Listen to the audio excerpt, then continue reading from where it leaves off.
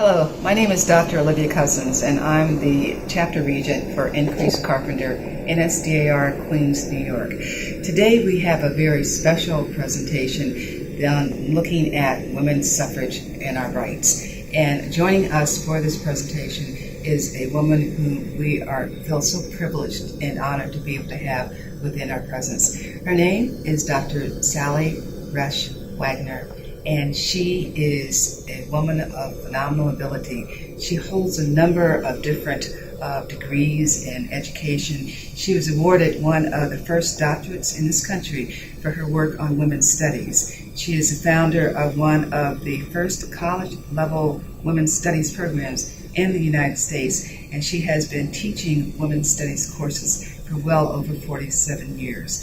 In addition to her teaching responsibilities at Syracuse University and at the St. John Fisher Executive Leadership Program, she is also a public scholar with the humanities here in New York. She is the author of a number of women's history books and articles, and the focus is telling the untold stories. It's one of those untold stories that she will be sharing with us today, March the 3rd, in honor of Women's Her Story Month here in New York, in Queens. Dr. Wagner wrote the faculty guide for Not For Ourselves Alone, Ken Burns' documentary on Elizabeth Cady Stanton and Susan B. Anthony. She appeared in that film and other PBS women's history programs. Dr. Wagner was selected as one of the 21 leaders for the 21st century by Women E-News in 2015. Moving forward, Dr. Sally Roesch Wagner is a founder and executive director of the Matilda Jocelyn Gage Center for Social Justice Dialogue in Fayetteville, New York. She is the author on historic house museums and a recipient of the Catherine Coffey Award for Outstanding Service on Museology from the Mid-Atlantic Association for Museums in 2012.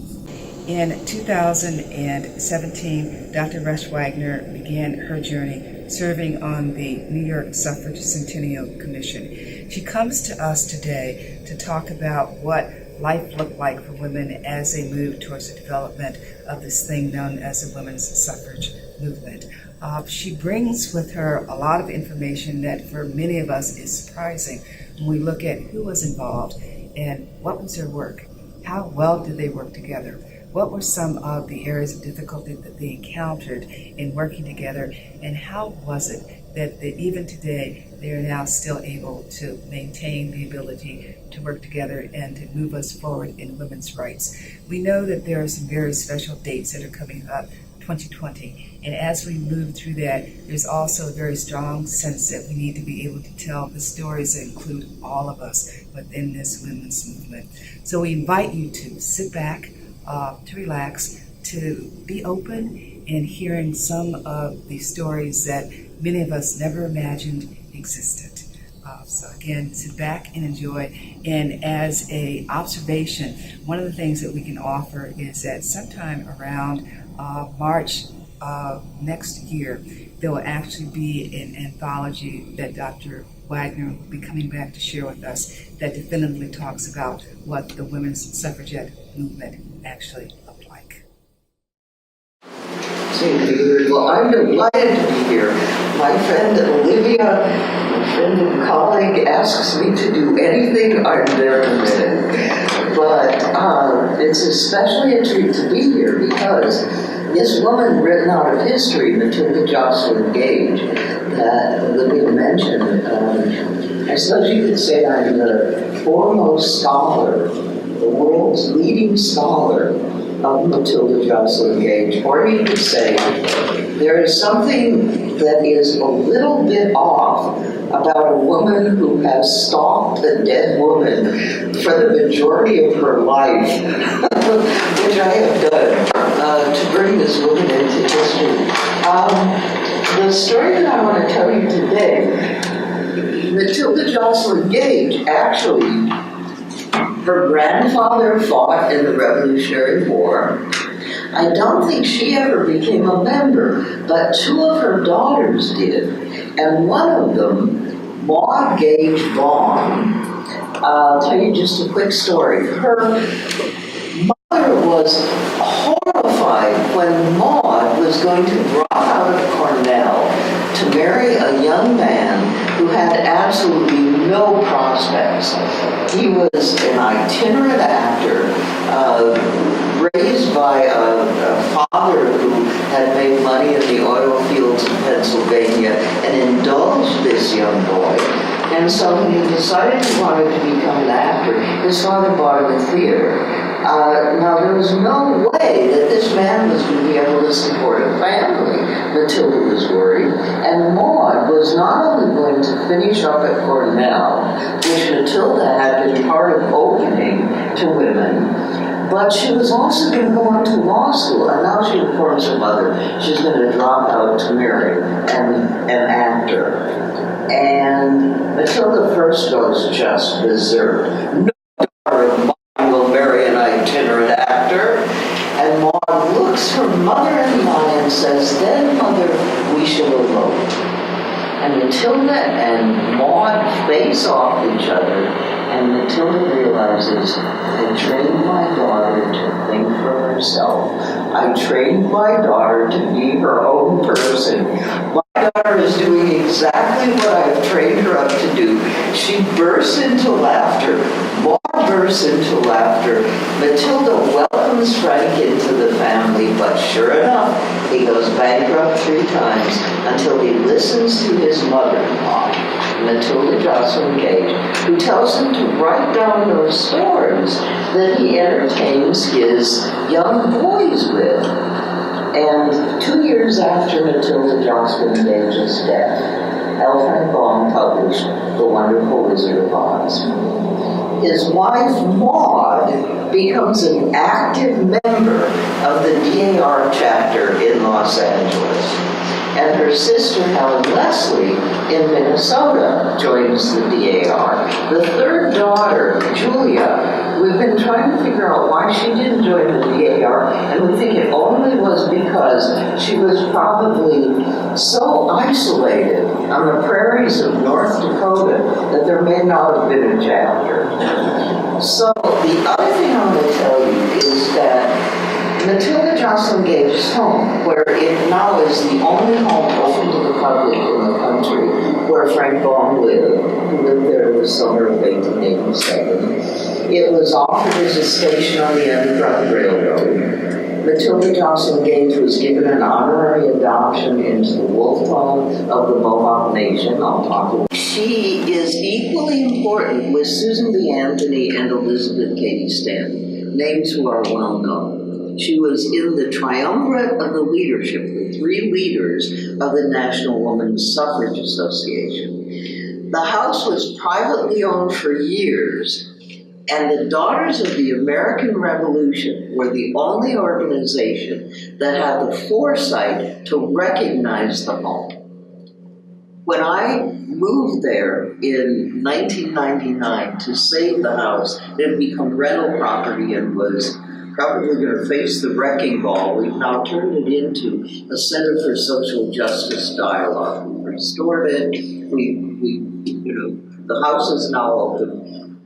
But the DAR put a plaque on the outside of the house years and years ago, recognizing and acknowledging the importance of the work of Matilda Jocelyn Gage. So it's really a deep honor to be here with you today. You have saved in some ways the memory of Matilda Jocelyn Gage, your organization, before anybody else recognized it and before I was born. So thank you for that.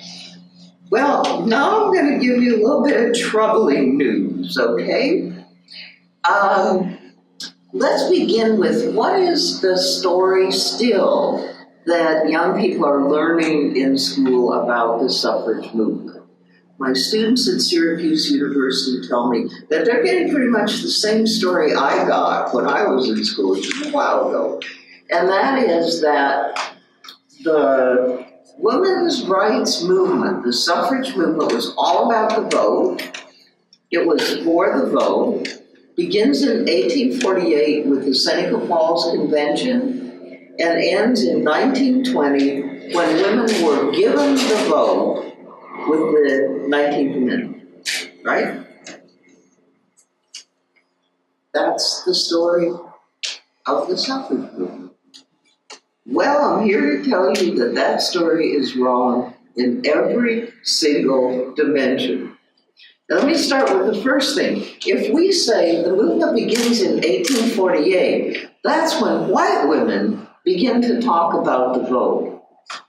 Women on this land had political voice 1,000 years ago. 2020, we're going to be celebrating 100 years.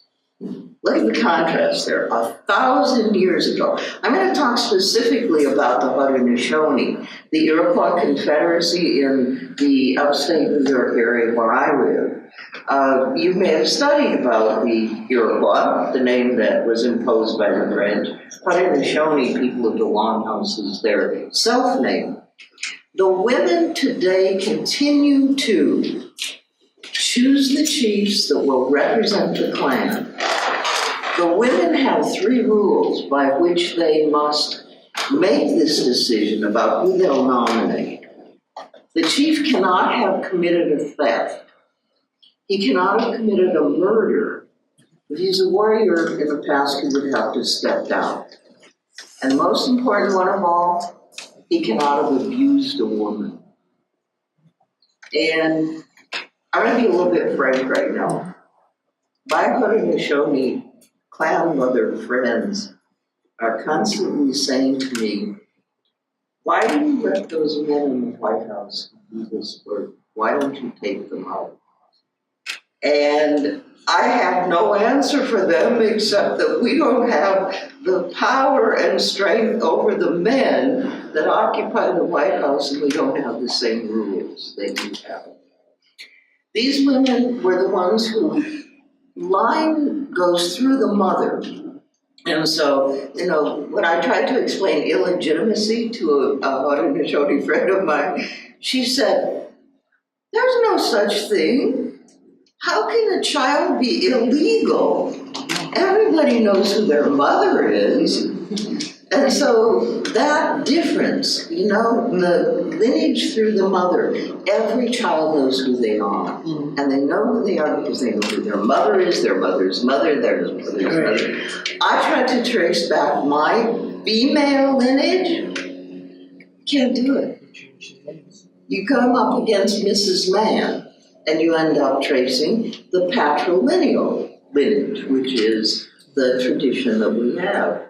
So it'd be interesting to see if there was a Daughters of the American Revolution that was traced through the female line. I really wonder what that would be about. That would be an interesting thing. Because women, of course, as you all know, better than I, fought in the revolution. So the movement doesn't begin on this land 100 years ago. It begins 1,000 years ago. And if we discount that longer history, we in some ways don't know who we are.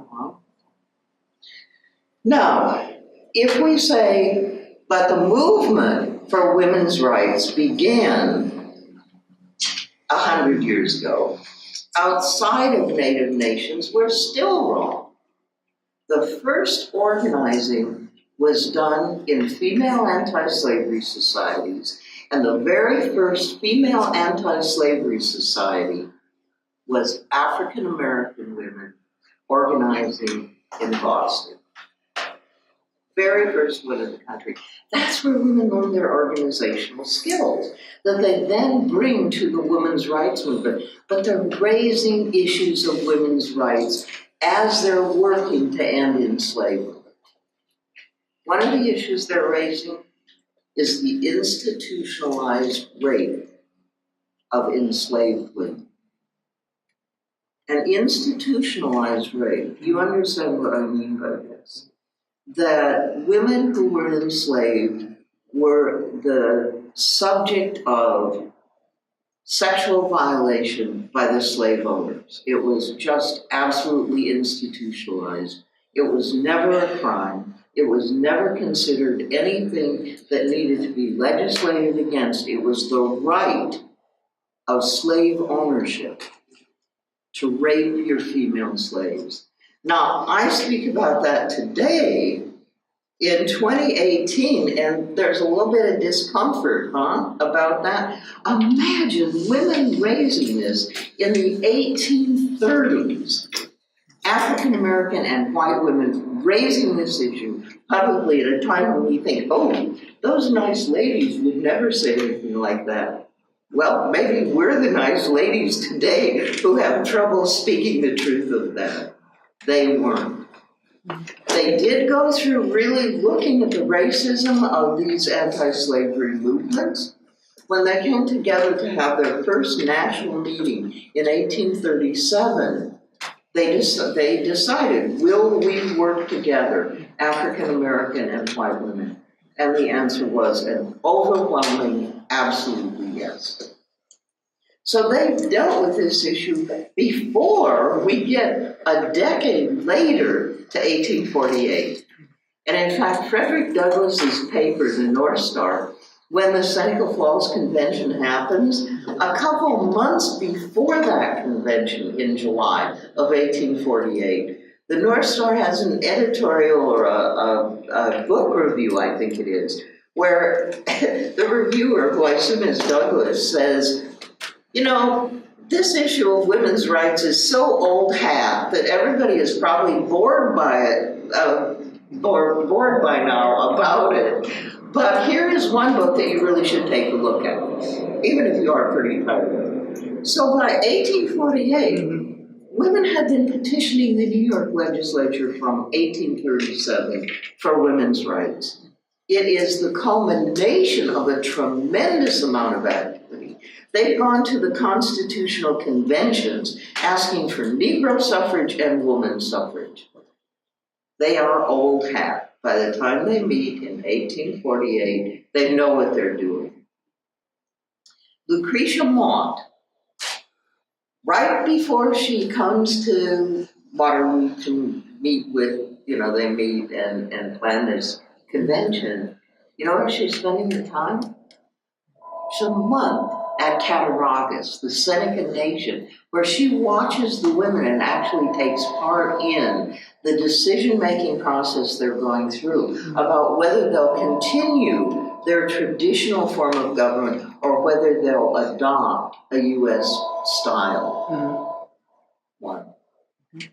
Matilda Jocelyn Gage, she's not at Seneca Falls, but Matilda Jocelyn Gage has close relationships with the Haudenosaunee.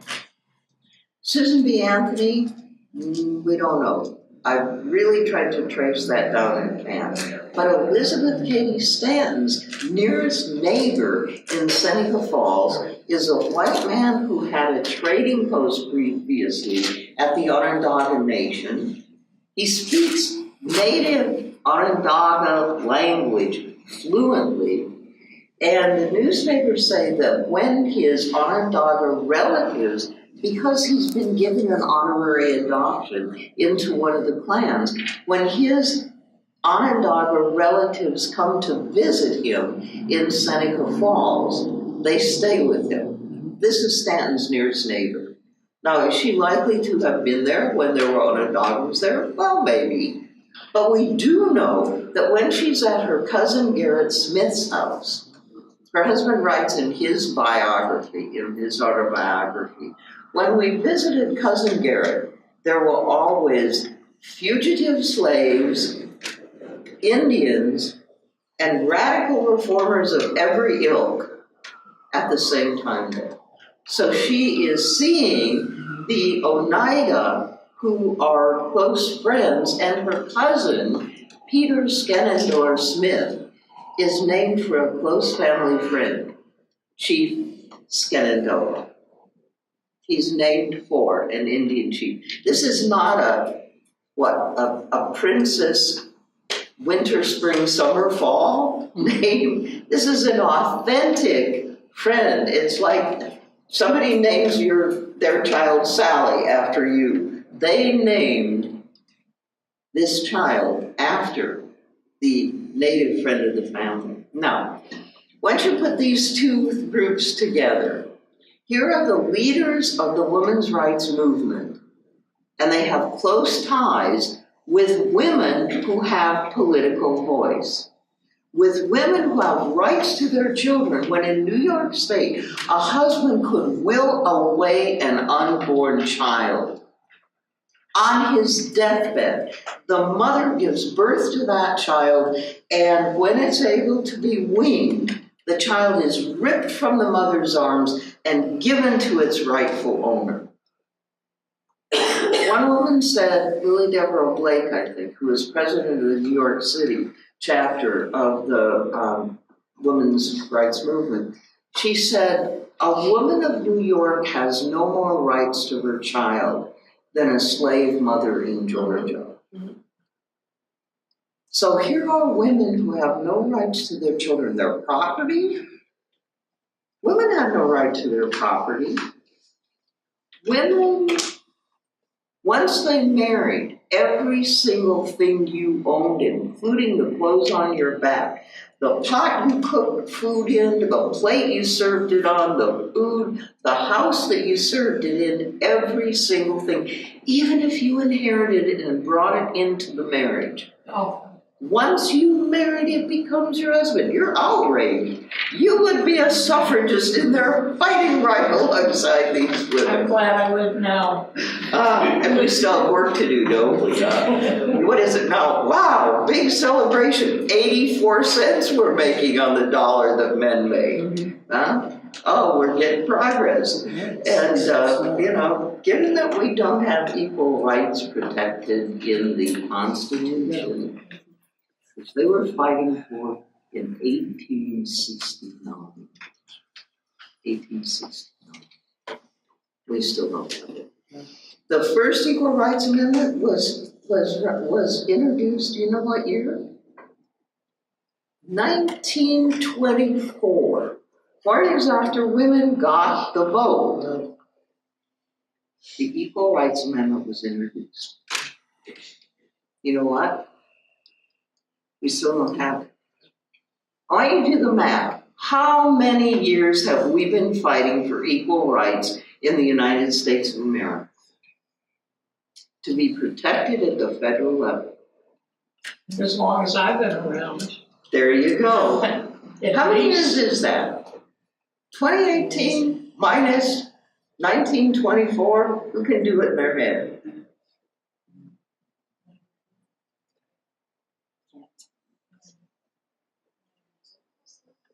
I'm not good at math. I'm pre-STEM. It's going to be 90. Huh? It's going to be like 90 years. It's over 90 years. Yeah. You know how long women fought for the vote? 72 years. We have been fighting 20 years longer for the Equal Rights Amendment, for equal rights in the United States, than they fought for the vote. If we look back at them and say, why did it take so long? Women 100 years from now are going to be saying, and you know what the answer is? As long as we accept the injustice.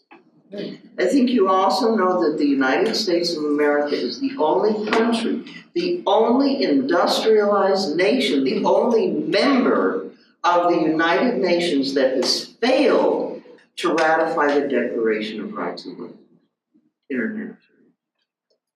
We got work cut out of this. Yeah.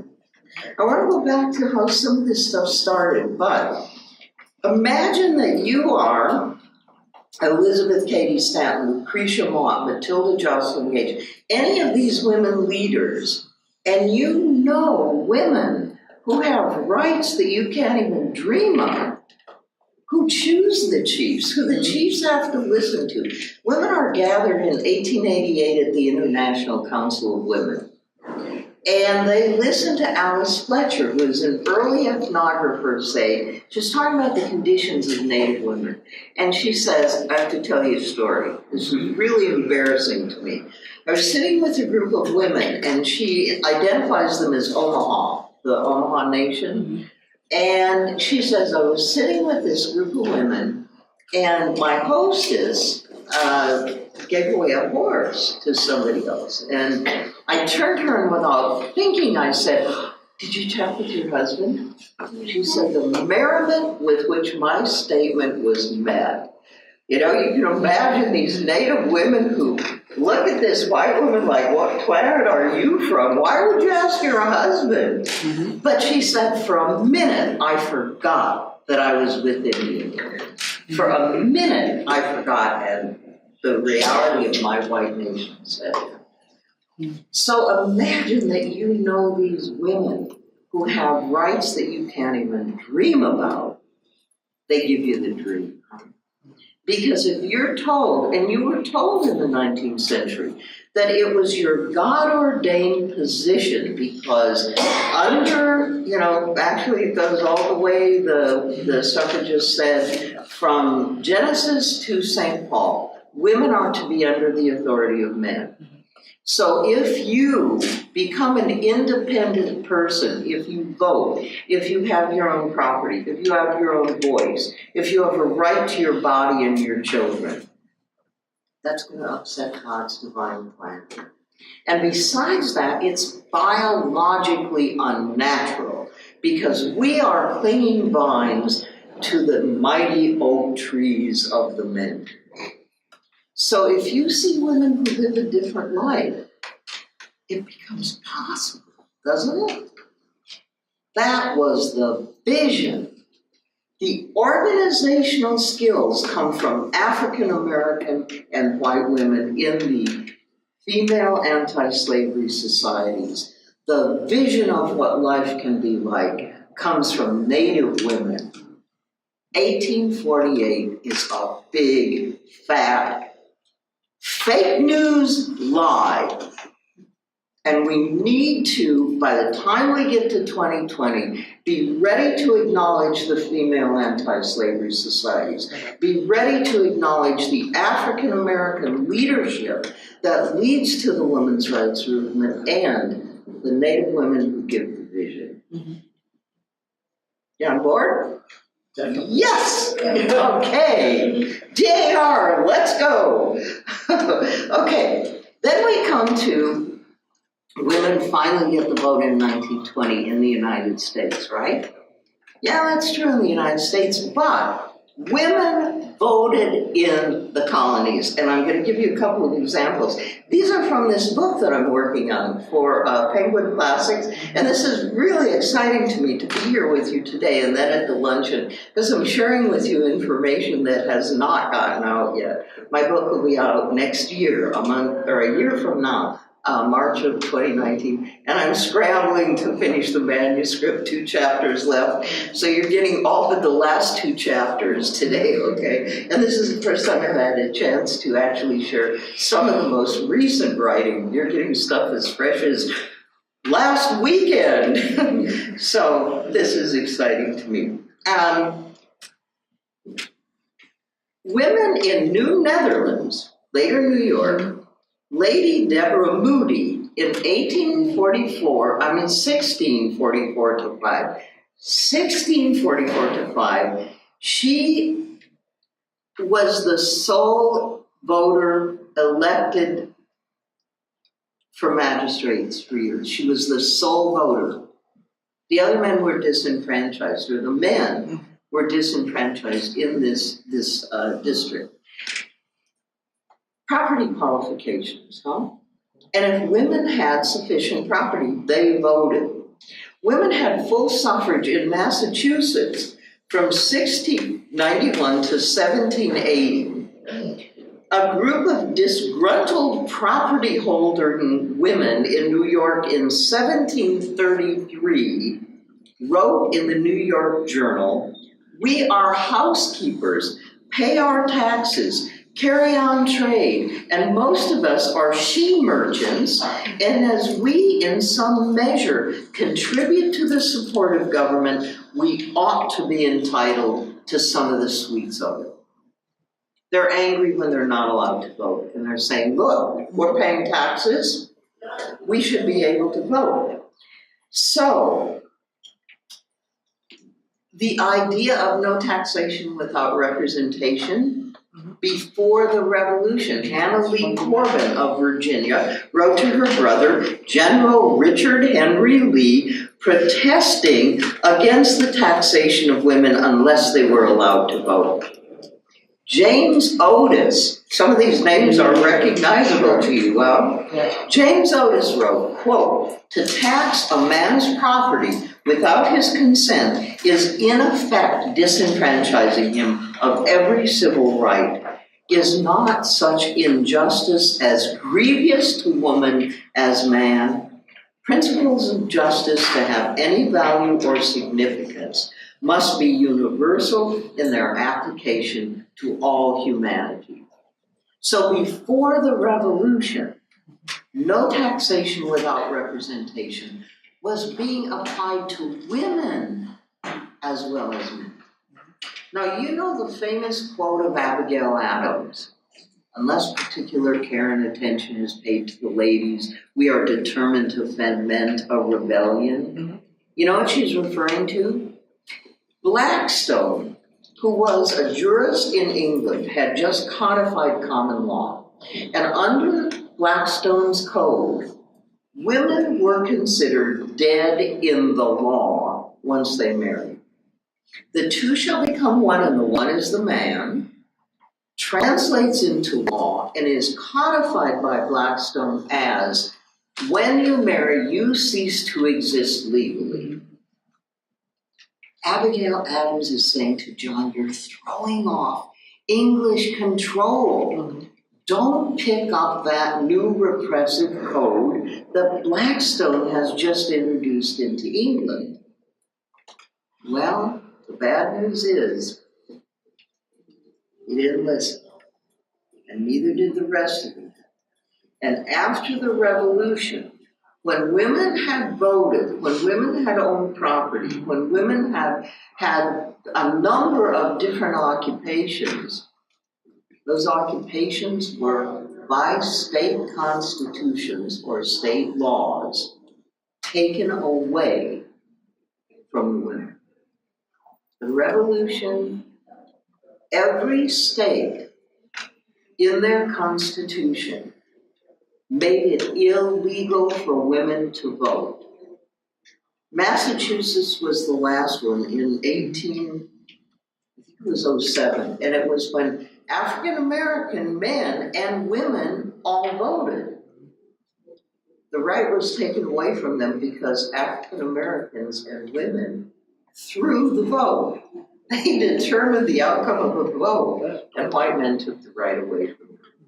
But women who had voted in the colonies were now outlawed from voting after the revolution. It's a mixed bag. You know, the vision of freedom and democracy and consent of the governed and justice for all was brilliantly introduced by the forefathers.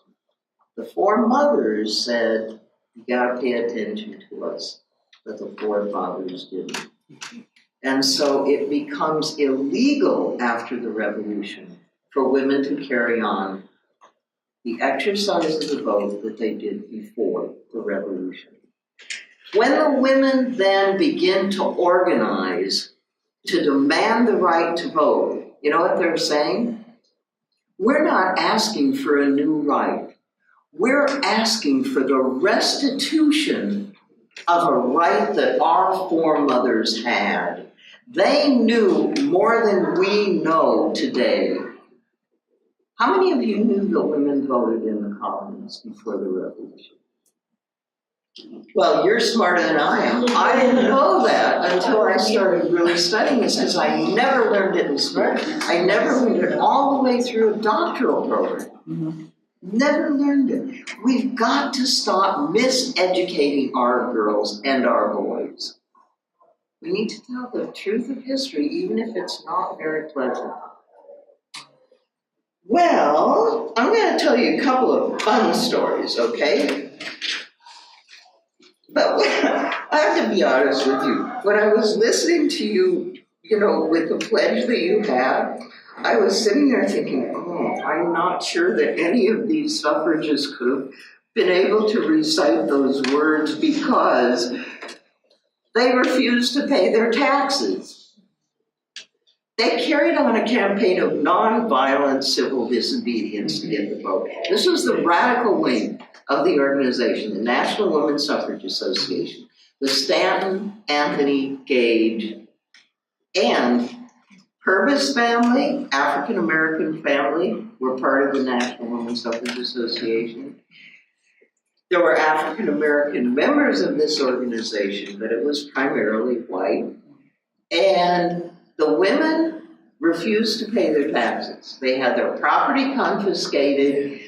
The anniversary of the Boston Tea Party, they began an organized tax protest campaign.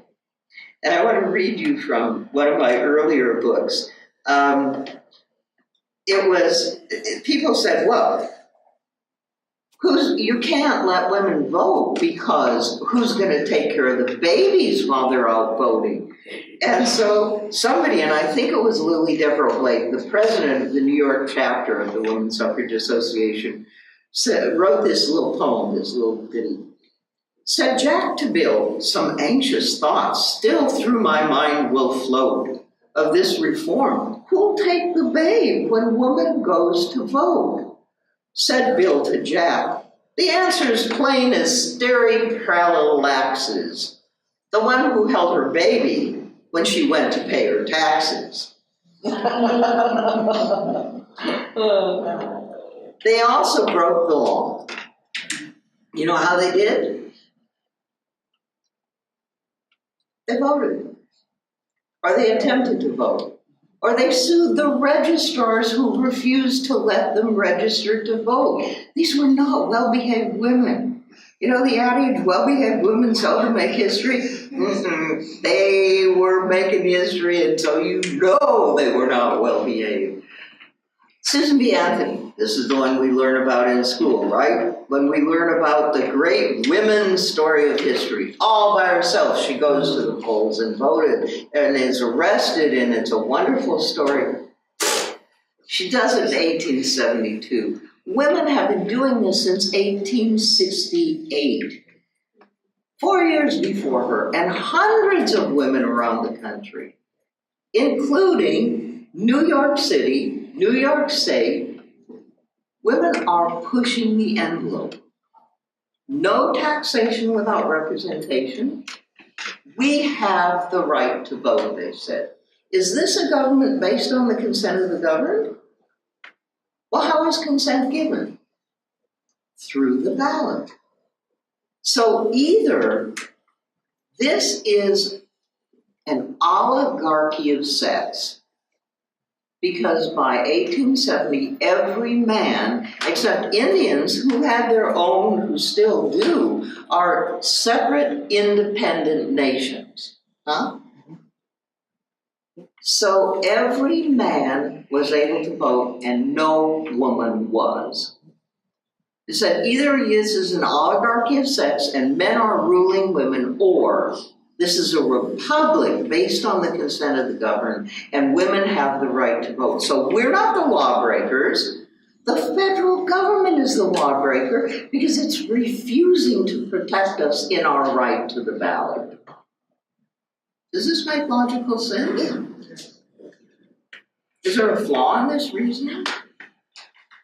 If it's a republic based on the consent of the government, there is no logical, legal reason you exclude women from the ballot. Law, reason was on their side, law was not. So, the other thing they did was they protested. 1876. 100 years of a republic. We're going to celebrate this wonderful occasion and celebrate that we now have liberty in the United States of America. Well, there was a more ladylike organization, the American Women's Suffrage Association, and they did hold the Tea Party. But the National Women's Suffrage Association wrote a Declaration of Rights of Women. Elizabeth Cady Stanton and Matilda Jocelyn Gage. I actually published it in the back of this book, and I want to read you the last words of it. They said, we ask of our rulers at this hour no special favors, no special privileges, no special legislation. We simply ask justice We ask equality. We ask that all the civil and political rights that belong to citizens of the United States be guaranteed to us and our daughters forever. They ask for the right to present this at the official July 4th celebration in Philadelphia. General Hawley said, "You want a half a minute of time on behalf of half the citizens of the United States?" That's pretty compelling, but I can't let you do that, because if you do, that'll become the big news of the day. And we got the Emperor of Brazil coming. We've got the the Prince of Sweden. Congress will be there. President, if he's sober enough, he wasn't apparently, because it was the vice president who presided. Graham was the president. Terrible alcoholic. And so they said, and Matilda Joslyn Gage wrote in the History of Women's Suffrage, 5 officers of the National Women's Suffrage Association decided whatever mandate to the contrary, and they actually went all the way up to the Vice President of the United States, asking permission to present silent presentation of the Declaration, just handing it in so it would become part of the official proceedings, and they were denied all the way up. She wrote, 5 officers determined whatever the mandate to the contrary, we would give our presentation at the chosen hour. We did it not for the women of our time.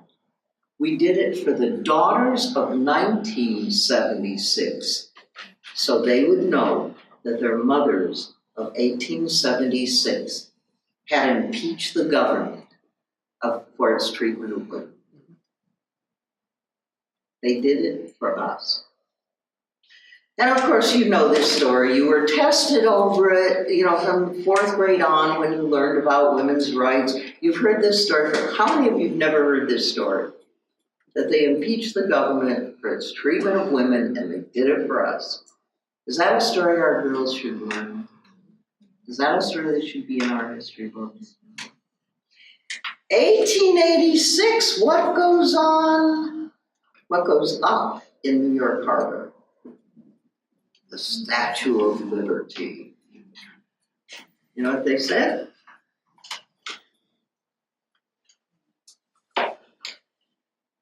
It's a giant lie, a travesty, and a mockery.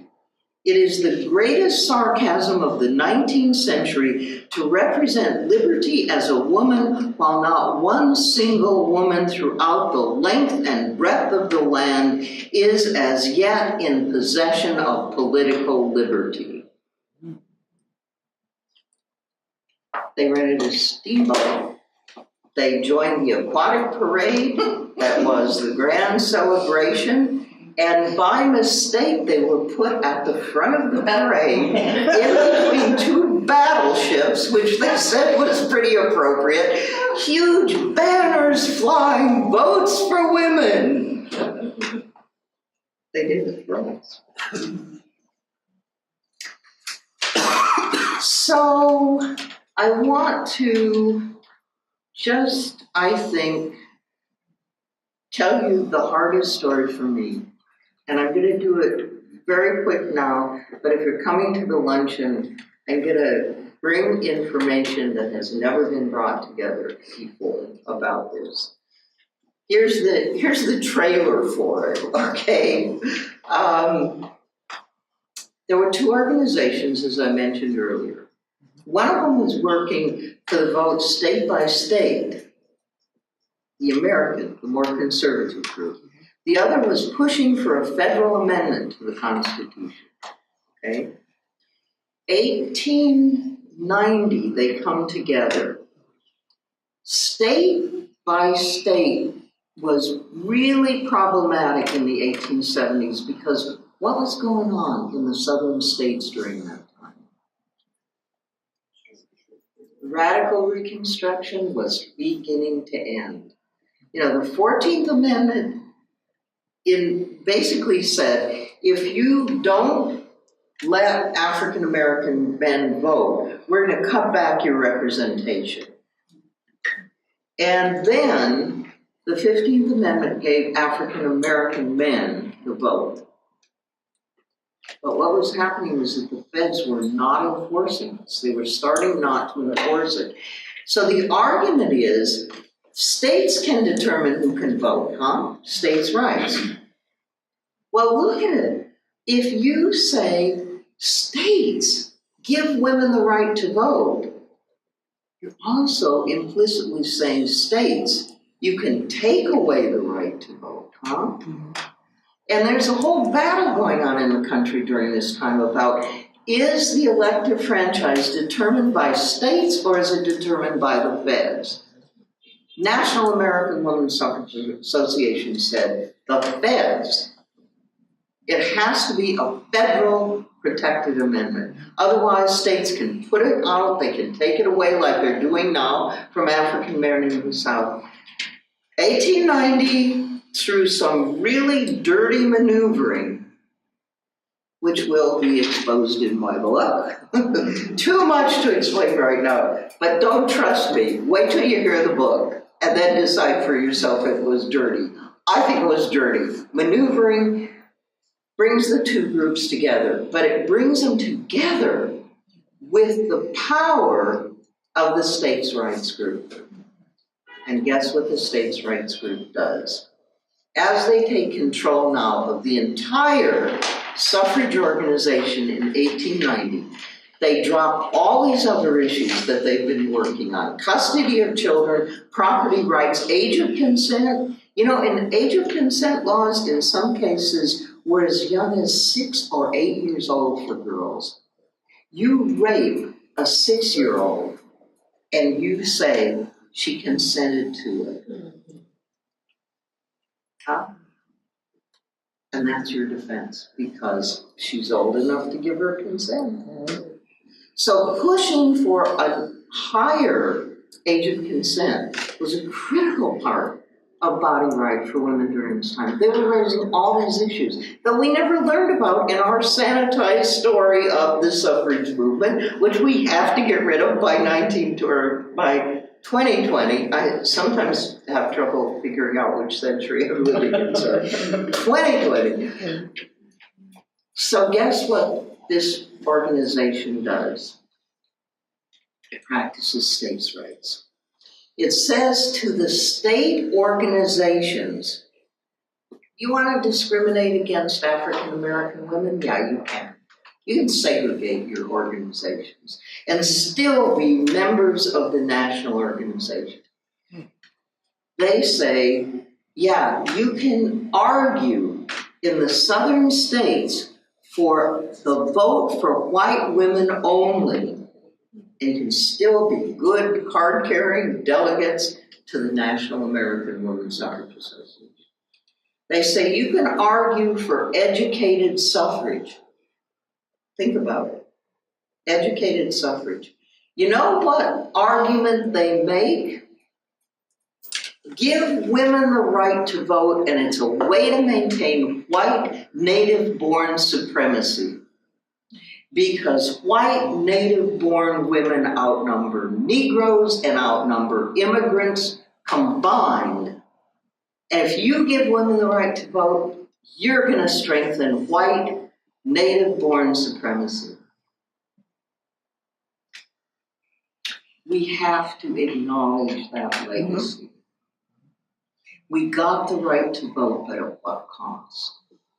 We're still trying to heal that division today.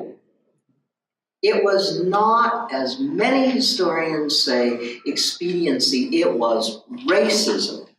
And it was determined, chosen racism. They knew perfectly well what they were doing. And they chose. And we, in 2020, I really believe, need to acknowledge that and apologize for that and listen to African American women and immigrant women about what is the healing process that needs to take place before we can move together forward and celebrate the victories that we've made and work to change the injustices that still exist. Thank you.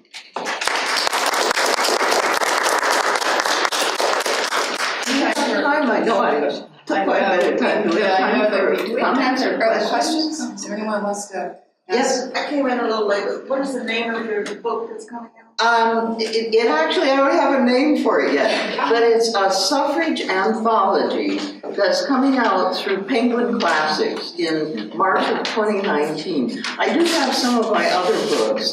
This is on the Haudenosaunee influence on women's rights that I mentioned earlier, and this has all of the protests that the women did, including, I didn't even tell you the story about a woman running for president in 1884. She got the entire electoral vote of Indiana. And then this is one of the other, and I'm just going to say this quickly, one of the other issues that they worked on was reproductive choice. These are Elizabeth Cady Stanton's ideas on it. I made some little chapbooks because Stanton had such incredible ideas on issues that we don't even know she talked about. Economic justice, child rearing, rewriting the Bible to rid it of its offending passages, which she, on her 80th birthday, that was what she pronounced we needed to do. But I want to tell you what their position was on reproductive choice. They said we need to attend to the rights of the unborn. And the most sacred right of all is to be wanted and chosen. And every child born has the right to be wanted.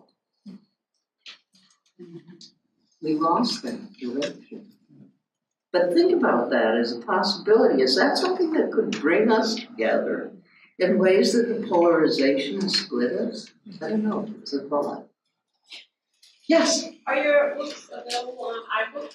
Like Are Apple Store? they Like what? digital? They're available, the books are available actually through my website, Oh. which is just my name. I have, actually have some cards I'll put out, so if you want to order them online. Actually, if you want to take any today, I can just invoice you for them. Other questions, comments? I actually didn't set her up to ask me. Merchandising. What part of upstate do you live? Where do you live upstate? I live in Syracuse. And Born and raised. you were, go Orange! Yeah. Yeah. Well, you may know the home of Matilda Jocelyn Gage. The what? It's Matilda Jocelyn Gage, the woman that I I Say haven't been your there in house. so long, I don't know anything. But you know where it is? You know Fayetteville. Of course, I went to school there. I graduated from high school in Fayetteville. Okay, you're traveling down Genesee Street. What street? Genesee. Oh, yes, Genesee. Yeah, East Genesee Street. You're coming up the into the upper village from the lower village. Uh-huh. The second street, or is it the third? I think it's the third street. On the right-hand side is Walnut Street. And the Gage home, Which one? Walnut. Wallet? Walnut. W-A-L-N-U-T, Walnut. And the Gage home is on the corner of Walnut and Genesee. And you drove by it 1,000,000 times and never knew that Susan B. Anthony scratched her name in the upper right-hand window of the library in that house. And L. Frank Baum was married in the house. And part of the work of the National Women's Suffrage Association was carried out in that house, and Susan B. Anthony and Elizabeth Cady Stanton visited, worked on the history of women's suffrage with Gage. Next time you're in upstate, Yeah, visit the every house. now and then I get up there, I love it. But I also love this town. Yeah. You wouldn't have loved it as much yesterday when we had 15 inches of snow. Of course, we had Thursday or I wouldn't be here. I wanted to tell you, my grandmother, when she divorced my grandfather, because he was womanizing all over the place, she was from Canton. Yeah. And he met her when he was up there doing, he worked for the state, doing roads and buildings and whatever. And she came down and married him, and then he turned in, I don't know what he turned into, but he was a philanderer, and she divorced him. You think she went home? She didn't go home. She went, I'll tell you how I found this out. I was doing my family tree research, and I found my father in an orphanage. I think I told you that story. An orphanage, Dad, my grandmother, she adored him. And I called him up and I said, you know, Dad, I wasn't going to tell you this, but I just found you at 5 years old in an orphanage. He said, oh, I think she was working then. And that's what some of the members here told me when I was so upset about her. She said, She could have kept you. she was incredible. She was a talented, wonderful seamstress. She worked for the Addis Company for years and years. Wow. And she did remarry and had a bunch of other kids. I never knew, well, I met him once. Her husband, but she was incredible in that time period. Wow. She was born in 1895. That was. And you think she'd leave home? No, but she did. And when she had nothing, no support, she didn't run home. She went out and got a job. She did it on her own. I Amazing. think these stories are so important that we reclaim every single story of who we are. Thank you for sharing that. I'd like to have a A quick question. How, we got the vote in 20. How long was that amendment sitting around before they ratified? The first time they introduced a form of it, it would have been the 13th amendment, the 16th amendment. It was immediately after the 14th and 15th. 13th abolished slavery, 14th, was the enabling legislation, and then 15th was the suffrage for black men. And the 16th was introduced first in 1868. And then it dropped, and then they had to fight for it, and then it kept getting introduced. Finally, it's adopted as the 19th. There were 2 others before. But they do call it an amendment. I read recently that there were 33 amendments to the Constitution, but I think there were 5 of them that hadn't been ratified yet. And this was ratified finally in 1920. Yeah. The reason that they had to get an amendment was because that 14th, and this is the first time that the split happened. The big split between African Americans and white women happens in 1890 when it becomes policy of the National American. But before that, the 14th Amendment, the Constitution never said anything about women. There's gender free, gender neutral, but the women stopped their work first to say that the war effort should be fought to end slavery. And then they come together with African American anti-slavery groups, and they form the American Equal Rights Association after the Civil War. Everybody's going to get the vote. Well, that doesn't happen. And the 14th Amendment introduces 3 times the word male in connection with citizenship, which meant that just a simple enabling legislation wouldn't work to get either equal rights or the vote. And that's why we still have to get an equal rights amendment and still have, because we still aren't recognized as citizens in the Constitution, male citizens, 14th Amendment. Much to do. So I'll sign some books now, and then we're going to head over to the luncheon, and I hope to see you all there. So the time